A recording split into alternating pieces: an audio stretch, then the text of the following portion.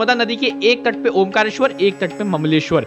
ज्यादा भीड़ थी, बहुत ज्यादा भीड़, मतलब बहुत ज्यादा भीड़ थी यार। शम शनिश्चराय नमः, यहाँ से आप शनि भगवान के आशीर्वाद ले लीजिए। सामने मंदिर है, देखना अभी मैं जूम करूंगा, यही है मंदिर। तो यहाँ पे अगर आप शेयरिंग में जाते हो तो 300 है, लेकिन अगर आप प्राइवेट बोट लेके जाते हो, जूम करूंगा, वहां पे कावेरी और नर्मदा नदी का संगम है। तो भाई सुबह के बज रहे हैं 4 और हम निकल रहे हैं ओमकारेश्वर ज्योतिर्लिंग के लिए। अब अभी जिनको नहीं पता है, मैंने ऑलरेडी एक वीडियो बनाई है जहां पे मैं उज्जैन महाकाल और उज्जैन के सभी प्रसिद्ध मंदिरों के मैंने दर्शन किए हैं। ठीक है, आप वो वीडियो देख लेना। अब उज्जैन महाकाल के बाद हम निकल जाते हैं। देखो टोटल 12 ज्योतिर्लिंग है। 12 ज्योतिर्लिंग में से 2 ज्योतिर्लिंग आपको मध्य प्रदेश में ही मिल जाते हैं। एक है उज्जैन महाकाल और एक है आपका ओमकारेश्वर। ठीक है, हालांकि ओमकारेश्वर में ओमकारेश्वर और ममलेश्वर 2 ज्योतिर्लिंग है, जिसकी कहानी मैं आपको आगे बताऊंगा। बट मान्यता है कि इन दोनों को जब गणना की जाती है तो एक ही में इनको माना जाता है, इनकी गिनती एक ही में होती है। और यह भी मान्यता है कि ओमकारेश्वर के बाद ममलेश्वर के दर्शन करना अनिवार्य है, वरना ओमकारेश्वर जी की जो आप पूजा या दर्शन करते हैं ना, वो अधूरी मानी जाती है। ठीक है, तो अभी बज रहे हैं यार सुबह के 4। अब हम निकलेंगे यहाँ से ओमकारेश्वर के लिए, क्योंकि समय लगता है यहाँ से ओमकारेश्वर लगभग 4 से 4.5 घंटे लग जाते हैं। ठीक है, और शाम को हमारी है फ्लाइट बैक टू दिल्ली। तो अब हम निकलेंगे, मतलब हमने टैक्सी वगैरह कर रखी है। आपको सारी डिटेल्स मिल जाएंगी, आप जाके उज्जैन वाली पूरी वीडियो देख लीजिए। बाकी अगर मैं बात करूं ओमकारेश्वर और ममलेश्वर की, तो ये स्थित है नर्मदा नदी के तट पर। ठीक है, नर्मदा नदी या कावेरी नदी दोनों का संगम मान लीजिए। तो ये इनके तट पर एक तरफ ओमकारेश्वर है, एक तरफ ममलेश्वर है।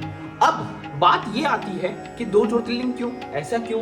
ठीक है, इसकी कहानी हम आगे देखते हैं। इर्रिस्पेक्टिव ऑफ द फैक्ट कि सुबह के 4 बज रहे थे, टैक्सी बाहर खड़ी थी, लेकिन हम जैसे ही आए हमने माता के दर्शन किए, माता का आशीर्वाद लिया। यह है श्री 24 खंबा माता मंदिर। माना जाता है कि ये नगर रक्षक माता है।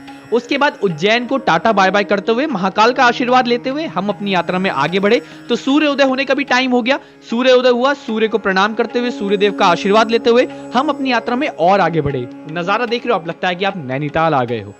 भगवान की तरफ बढ़ते हुए हम पहुंच जाते हैं ओमकारेश्वर। सुबह 4 बजे निकलने के लिए इसलिए बोला जाता है ताकि आपको ट्रैफिक ना मिले, क्योंकि बहुत गंदा ट्रैफिक लगता है। यह है नर्मदा नदी। नर्मदा नदी के एक तट पे ओमकारेश्वर, एक तट पे ममलेश्वर। नर्मदे हर नर्मदे हर नर्मदे हर।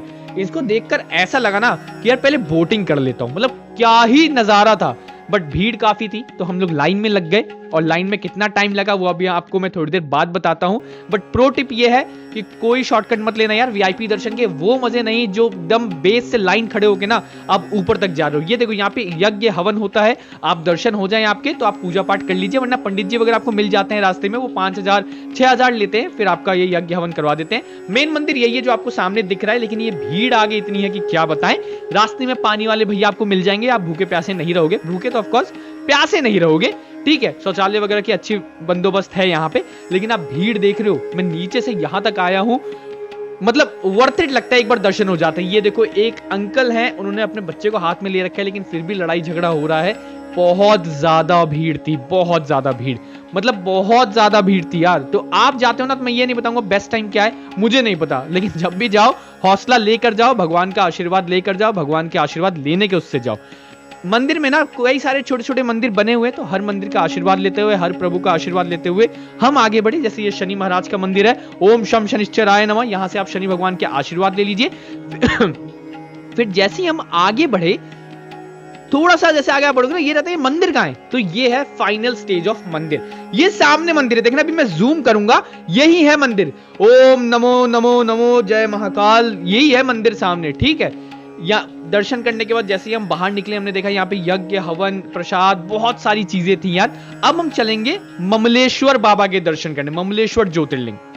तो भाई लगभग 3.5 घंटे हम लाइन में खड़े थे, और तब जाके हो गए हैं हमें दर्शन। बहुत ही अच्छे से दर्शन हो गए। मतलब शिवलिंग के पास तो मैं 2-3 मिनट तक खड़ा भी था, वो मुझे पीछे धक्का दे देगा, भाई धक्का वक्का मत दो, दर्शन करने दो आराम से। कहना धक्का नहीं दे रहे, ये भक्तजनों का कुछ तो होता है। बट चलो ठीक है भाई, बाबा के दर्शन बहुत ही आराम से हो गए। और मतलब अगर आप भी लाइन में आ रहे हो ना, तो कोई पीछे लाइन, जैसे मैंने आपको स्टार्टिंग में जो लाइन दिखाया है, 3 घंटे मतलब आराम से खड़े रहो, कोई शॉर्टकट मत अपनाना। देखो हमने भी कोई शॉर्टकट नहीं अपनाया, हम उस लाइन में ही खड़े थे। लेकिन फिर ऐसा हुआ ना कि लाइन में खड़े थे तो अचानक से साइड वाला दरवाजा खुल गया, तो फिर हम वहां से गए तो सीधा वो एंट्री जो थी वो मंदिर की ही थी। लगभग 3.5 घंटे खड़े थे, बट वर्थ इट था। बहुत ही अच्छे से दर्शन हुए। आना है आप भी आओ। और देखो लाइन भीड़ हमेशा लगी रहेगी यहाँ पे, ठीक है, बट जब दर्शन हो जाते हैं ना तो सब वर्थ इट लगता है। तो जय बाबा, जय महाकाल, जय बाबा, जय ओमकारेश्वर। तो भाई अब आए हैं हम ममलेश्वर मंदिर के दर्शन करने। ठीक है, माना जाता है कि अगर आप ओमकारेश्वर मंदिर के बाद यहाँ पे आप दर्शन नहीं करेंगे तो आपकी जो दर्शन होता है या जो यात्रा होती है वो अधूरी होती है। ठीक है, तो ममलेश्वर भगवान के दर्शन करते हैं हम। तो भाई ममलेश्वर बाबा के पट है अभी बंद, खुलेंगे 12:30 बजे। तब तक हम कर रहे हैं बोटिंग, और बोटिंग में ना 6-7 स्पॉट कवर होते हैं। आदि शुक्राचार्य का स्टैचू है, और जहाँ पे संगम मतलब कावेरी नदी और नर्मदा नदी का जो संगम होता है वो स्पॉट है, और भी 3-4 स्पॉट हैं यार। तो अभी हम देखते हैं, ठीक है, और रेट वगैरह का भी बताता हूँ मैंने मतलब स्पॉट वगैरह का ही पता किया, अभी रेट का देखते हैं क्या है। तो पहले तो ये आप ये नज़ारा देखो, साफ पानी, ऊपर से नज़ारा इतना प्यारा, ऊपर से ज्योतिर्लिंग एक उस तरफ एक इस तरफ, मतलब क्या ही फीलिंग आती है। प्राइस की बात करूं अगर, तो यहाँ पे अगर आप शेयरिंग में जाते हो तो 300 है, लेकिन अगर आप प्राइवेट बोट लेके जाते हो तो 1500 है। तो हमने प्राइवेट बोट ली थी यार, कि हमें यार शेयरिंग में नहीं जाना, हम प्राइवेट में जाएंगे। बता शेयरिंग में इधर उधर ऊपर नीचे हुई तो पलट गई, है ना। तो हम शेयरिंग में गए थे। अब इस बंदे को देखना है, पानी पी रहा है, अब देखना पानी भर भी रहा है। मतलब फिर मैंने उससे पूछा कि आप लोग यही पानी पीते हो? कहता है हाँ। मैंने बोला इतना साफ पानी है यार? कहता है हाँ जी, साफ, बहुत बहुत साफ पानी है, हम तो यही पानी पीते हैं। उसके बाद देखो, आपको जो उस पार दिख रहा है ना, थोड़ा जूम करूंगा, वहां पे कावेरी और नर्मदा नदी का संगम है। वहां पे कावेरी और नर्मदा नदी मिलती हैं। ये डैम है जो कि ऑलरेडी बंद है। ठीक है, अभी बंद ऑफ कोर्स ही बात है, मतलब नजारा यहाँ पे काफी अच्छा आता है। अब देखो मैं आपको ना थोड़ी भीड़ दिखाता हूँ अभी, कि जिस भीड़ में मैंने दर्शन किए थे। अब मैं अगर थोड़ा सा जूम करूँ तो ये देख रहे हो, ऊपर तक इधर तक कितनी ज्यादा भीड़ है। लेकिन मेरे दर्शन हो गए थे यार, मेरे 12:30 बजे तक दर्शन हो गए थे। मैं 8:30-9 बजे लाइन में लगा था और 12:30 बजे तक दर्शन हो गए थे। ये आदि शुक्राचार्य जी के स्टैचू है, बहुत लंबा है। इस हाइट मुझे याद नहीं आ रही, but tallest statue in world है आदि शुक्राचार्य जी का। बोट वाले भैया ने आराम से मुझे लगता है 15-20 मिनट लिए थे। मैंने उन्हें बोला था कि धीरे धीरे ही चलना यार, एकदम तेज मत जाना। उसके बाद जब बोटिंग के हमने मजे ले लिए तो अब हो गया था टाइम कि ममलेश्वर बाबा के पट खुल गए थे। तो यहाँ पे ना धूप बहुत थी, हमारे पास टाइम भी नहीं था। तो हमने ये डिसाइड किया कि हम यहाँ पे करेंगे वीआईपी एंट्री। तो एक पंडित जी से हमने बात की, उनको कुछ दक्षिणा दिया, ठीक है। उसके बाद हमारी हो गई वीआईपी एंट्री। ये है भाई, देख लो लाइन देख रहे हो आप, आरती वगैरह हो गई थी, यहाँ से आप दर्शन कर लो। मैं अंदर वीडियो नहीं बना पाया। उसके बाद पंडित जी से हमने कहा था कि आप हमारा कुछ पूजा यज्ञ कुछ तो करवाइए। तो उन्होंने कहा था चलिए ठीक है, हम आपको पूजा करवाते हैं। पूजा यज्ञ हवन करने के बाद, भगवान का आशीर्वाद लेने के बाद, खाना वाना खाकर हम निकल गए इंदौर के लिए, क्योंकि ऑलमोस्ट 3-3.5 घंटे लगते हैं। पहुंच जाते हैं हम इंदौर एयरपोर्ट, जहां से हमारी फ्लाइट थी शाम को 7 बजे। यार रिस्क नहीं लेना था कि यार पता चला ट्रैफिक हो गया तो हम उधर ही कहीं फंस गए, इसलिए हम जल्दी निकल गए थे वहां से। 2 बजे हमने बनाया था कि हाँ भाई 2 बजे हम निकल जाएंगे, मतलब निकल जाएंगे। सिक्योरिटी चेक इन करते हुए आपको मैं दिखाता हूँ ये प्रसाद। ये पूरा थैले में ना प्रसाद था जो कि मैंने डिस्ट्रीब्यूट कर दिया इधर उधर, ठीक है। उसके बाद बैठे बैठे काफी बोर हो गए थे तो थोड़ी सी ब्लैक कॉफी ली, ब्लैक कॉफी के मजे लिए, और टाइम हो गया था फाइनली बोर्डिंग का।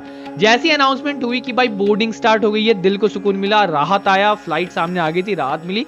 फिर बोर्डिंग स्टार्ट हो गई थी, हम गए, जाकर हम बैठे। सो तो हम सकते नहीं थे यार, मतलब अभी सो जाएंगे तो फिर मतलब तो सोना बनता भी नहीं ना, मैं नेक पिलो लाया भी नहीं था। हालांकि इस बार ना हम मखाने लेकर गए थे कि अब यार ऑर्डर नहीं करेंगे, मखाने खाएंगे, मखाने, काजू, बादाम, इसमें सारी चीजें थी।